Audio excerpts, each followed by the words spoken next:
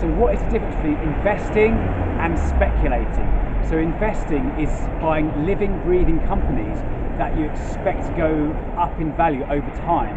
So this is things like businesses, property, or a bond where you're lending money to companies or corporations. Whereas speculating is buying something on the hope that someone else will pay more for it. So you're essentially buying lines on a screen. Investing is a long-term process, whereas speculating is more short-term. Speculating can be a bit like gambling, like where you're trying to predict what someone else is going to. You're trying to predict what someone else is going to do, whereas investing is buying long-term assets that produce an income. So income follows assets, so it's about buying assets, which is something that puts money into your pocket, whereas a liability is something that takes money out of your pocket.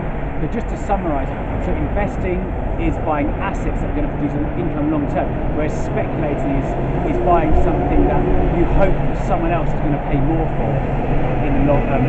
It's more of a short term